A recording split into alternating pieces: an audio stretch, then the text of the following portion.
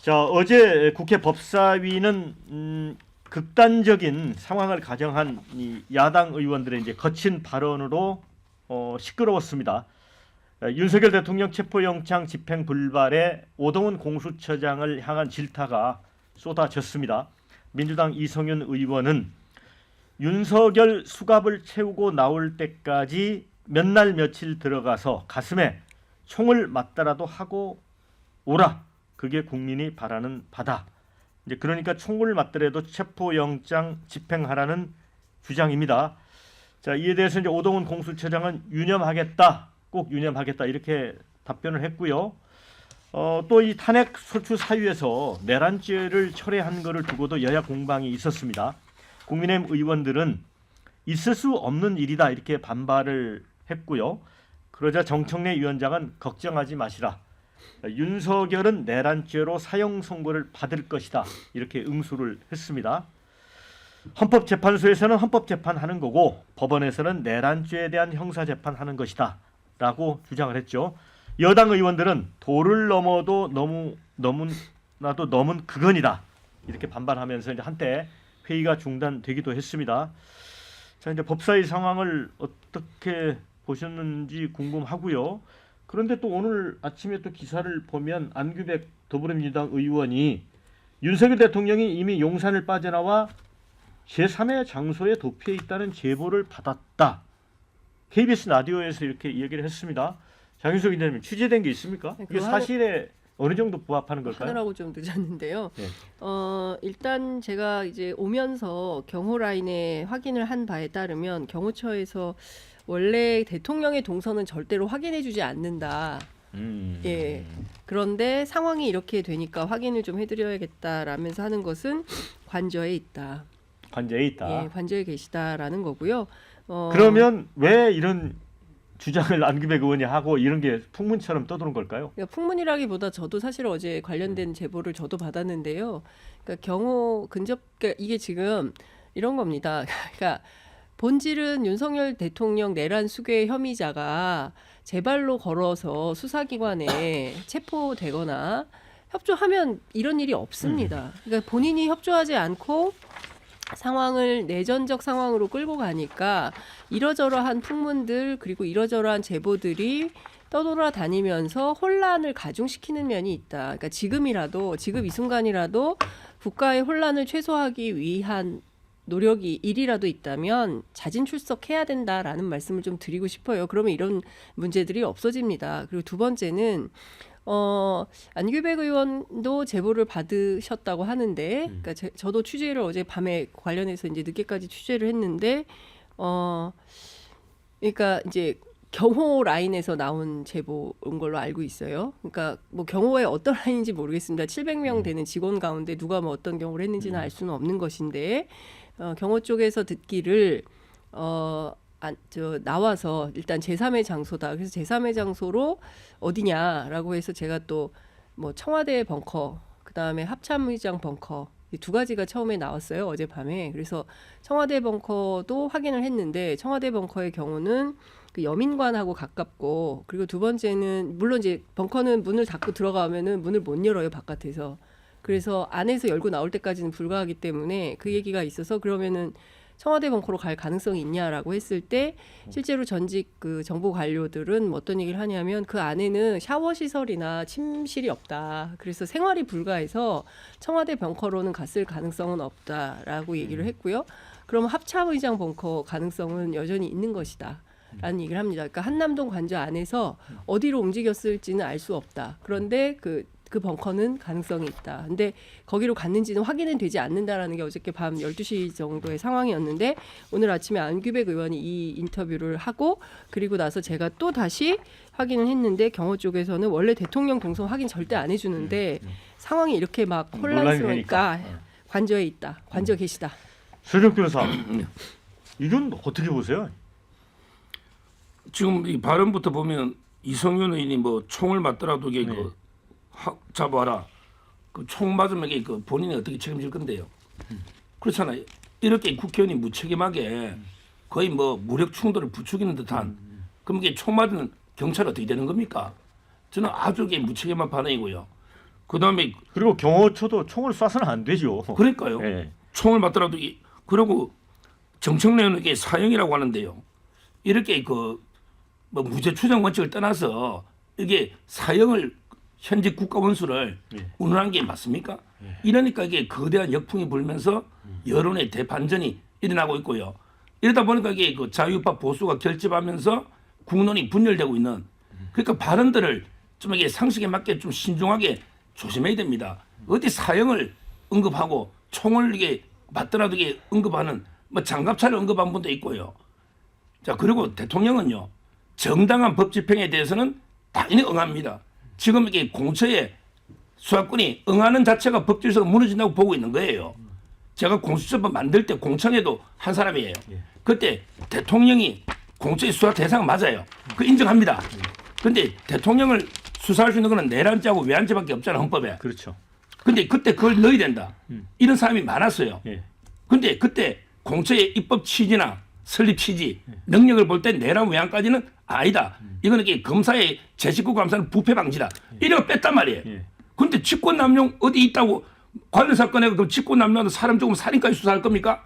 제 말은 이 직권남용 이거는 이게 차원이 다른 내란죄하고 전혀 별개의 범죄고 직권남용 수사한 적도 없잖아. 관련 사건이라는 거는 수사하다가 자연스럽게 인지될 때 관련 사건인데 제 말은 직권남용 있다는 거 가지고 내란이 있다는 거예요. 이거는 오늘 조선일보 사설록이 명백하게 없어요. 100% 없어요. 이거 논란거리가 안 돼요. 없어요. 없으니까 응하면 법체계 무너지잖아요. 그래서 경찰에 넘기라는 거예요. 경찰에. 그게 대통령 주장입니다. 김준욱 대변인. 지금 이제 경찰하고 공수처가 같이 공조본이라는 걸 만들었지 않습니까? 공동 저희 조사본부를 만들었는데 만들므로써 이미 경찰이 가지고 있는 수사권 이것이 그 적용이 되고 있는 거예요. 거기에 공수처가 가지고 있는 이 권한 중에 영장을 청구하는 뭐 이런 권한들이 같이 있는 거죠. 그렇기 때문에 지금 공수처가 하는 것이 아니고 공조본이 수사하는 것이다라는 부분을 명확하게 좀 해야 될 것 같고요.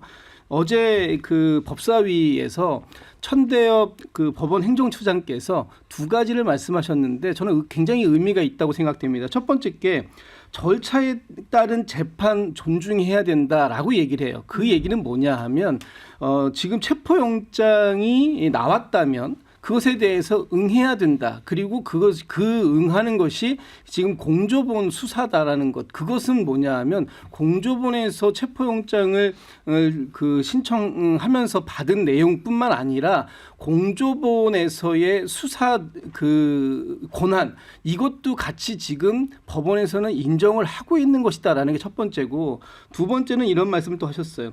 이 체포영장의 형사소송법 적용 예외를 둔 부분 이 부분에 대해서도 말씀을 하셨는데 뭐라고 하시냐 하면 이 영장 발부한 판사가 주류적 견해를 따른 것이다라고 본다고 합니다. 그렇다면 이게 주류적 견해라는 게 어느 주류를 얘기하는 것이냐? 법원의 주류적 견해라는 것이겠죠. 그렇기 때문에 사실상 영장 발부도 적법했다. 이 두 가지를 다 확인을 한 것이다.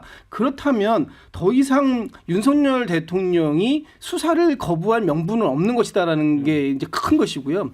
지금 이번에 12상 비상계엄 내란 사태와 관련해서 윤석열 대통령을 제외한 중요 임무 수행했던 김용현 그 전 국방부 장관이나 아니면 계엄사령관, 수방사령관, 특전사령관, 방첩사령관, 정보사령관 관련된 모든 사람들이 이미 구속됐고 수사받고 있고 또 재판에 넘겨져 있다. 마지막 한 사람. 그 사람이 누구냐? 윤석열 대통령만 지금 수사에 임하고 있지 않기 때문에 체포영장이 발부가 된 것이다. 그렇다면 법치주의를 그 강조하고 또 헌법 수호의 의무가 있는 대통령이라면 당당하게 이번 그 조사에 응해야 되는 것인데 그렇지 않고 있는 것이 지금 가장 큰 문제다. 이런 말씀 다시 한번 드리는 겁니다. 공수처 뭐 수사 관련한 논란은 뭐 우리가 이제 익히 여러 번 다뤘던 얘기라 김진욱 대변인한테는 짧게라도 총을 맞더라도 체포하라든가 또는 윤석열 내란죄로 사형 선고 받을 거다.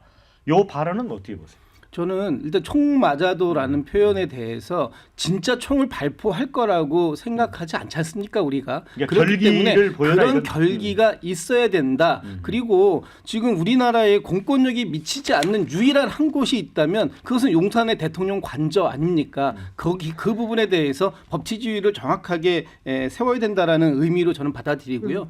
또 그 정청래 법사위원장이 얘기한 부분이 있지 않습니까? 뭐 그 사형 예. 선고 받을 거다. 예. 지금 형법 87조 내란죄 여기에 예. 그 이 내란죄에 우두머리로 되어 있는 사람은 딱 세 가지밖에 없습니다. 그쵸. 사형, 무기징역, 무기금고 이 세 가지 중에 이 사건이 얼마나 엄중했는지를 놓고 본다면 그 중에 가장 무거운 형인 사형을 선고받을 수밖에 없는 것이다. 이 얘기를 한 것이 뭐가 잘못된 네. 것입니까? 네. 신조 부대변인, 뭐 정청래 법사위원장이 법에 있는 거 그냥 준용해서 얘기한 거다 그런 얘기예요. 꼴랑 근데 이제 회의까지 이렇게 뭐 소란 피고 할 필요가 있느냐 이런 지적 같은데. 그러니까 정청래 위원장이 꼴랑 법사위원장 몇 달 하더니 본인이 대법원장 다 된 줄 알아요. 정청래 위원장이 법 전공했습니까? 예. 아니잖아요. 옛날에 학원 운영하시던 분 아닙니까? 사법고시 학원 운영했습니까? 아니에요. 그냥 일반적인 입시 학원 운영하신 분이 본인이 법에 대해서 뭘 안다고 이렇게 극원의 망언을 펼칩니까? 그렇게 치면 전 묻고 싶은 겁니다. 그래 윤석열 대통령이 법조항에 있는 거대로 사형 받을 것이다 확신했죠. 이재명 대표 2심, 3심 어떻게 될 건지 예상 한번 해보십시오. 네. 예상 못하잖아요, 정청래 위원장이. 네. 이재명 대표야말로 지금 상황이면 이미 1심에서 징역형 받은 거 아니겠습니까? 그런 얘기는 못하면서 대통령이 사형받을 것이다? 내란죄 수사가 아직 진행도 제대로 되고 있지 않는데 법에 대해서 알지도 못하는 사람이 그런 식의 망언을 하는 게 과연 법사위원장으로서 적절한 행태냐 이겁니다. 다들 제가 계속해서 말씀드리지만 국회 상임위 위원장은 어느 정도의 중립을 지키면서 회의 운영을 해야 되는 자리입니다. 그런데 지금 민주당 행태가 어떻죠? 정청래, 최민희 이런 사람들 계속해서 한 정파의 이익만을 위해서 상임위원장직을 남용하고 있습니다. 이것이 온당합니까? 게다가 국가 원수 사형을 법사위원장이 공공연하게 입에 올린다. 저는 이것은 법사위원장으로서의 자격이 없다고 생각합니다. 본인이 법사위의 일원으로서는 그런 얘기 할 수 있어요. 근데 법사위원장으로 그런 얘기를 하면서 국민의힘 걱정하지 마시라. 이렇게 조롱거리고 이렇게 비아냥거리고 깐죽대는 위원장이 어디가 있습니까? 네, 자 정청래 법사위원장의 이 윤석열은 내란죄로 사형 선고 받을 거다. 이 발언 관련해서 또 저희 시청자들이 많은 댓글 주셨습니다. 소개를 해드립니다. 자, 이제는 말을 막 던지는 것 같다. 국회의원들 수준을 보여주고 있다. 이렇게 좀 비판적인 의견 주셨고요. 정청래는 본인이 판사도 아닌데 그런 말을 하다니 선을 분명히 넘었다. 이런 의견도 주셨습니다. 반면에 내란 수계는 군형법상 사형밖에 없는 게 사실 아닌가? 이런 의견이요. 또 여당이 내란죄 탄핵안에 집어넣으라 우기니까 그렇게 윤석열 내란죄로 보내고 싶냐? 법원이 알아서 사형 선고할 거다. 응수한 거다. 이런 의견 주셨습니다. 또 동시에 법사위원장으로서 품격이 좀 떨어지는 건 맞는 것 같다. 이런 의견도 있어요. 우리 장윤석 기자님은 이 발언 관련해서는 언급을 안 하셔서. 네, 네. 그 어제 국회 법사위 현장 저도 지켜봤는데요. 이성윤 의원이 얘기한 것은 공수처가 일자 영장을 집행하는 과정에서 보여준 무능함을 질타하는 과정에서 나온 발언입니다. 그러니까 그런 각오로 좀 제대로 집행을 해라 이제 이런 그 표현이었고요. 그리고 정청래 위원장이 이 발언을 한 것 역시 앞서 우리 그 김진욱 대변인 잘 설명해 주신 대로 형법에 나와 있는 그대로 얘기한 겁니다. 그러니까 오죽하면 대통령에 대해서는 내란과 외환을 제외하고는 소추되지 아니에요. 그런데 내란을 범한 겁니다. 그리고 내란 혐의에 대해서 고스란히 헌법재판소에서 탄핵 심판 사유가 돼서 결국 그 파면 결정 이유가 될 거예요. 그러니까 이런 등등에 대해서 설명을 하는 것인데 저는 우리 언론들이 요 아주 그 자극적인 단어를 사용해서 정쟁으로 만들려고 하는 것은 아닌가. 그러니까 내란을 내전으로 만들려고 하는 저는 일종의 이제 프레임 전환을 위한 건데 국민들이 보기에는 지금 이 상황에서 가장 심각한 것은 앞서도 말씀드렸지만 이 내란을 빨리 조기 종식해야 됩니다. 내란 상황을. 그래서 이 내란 상황을 조기 종식하기 위해서 나온 발언이다 이렇게 이해합니다.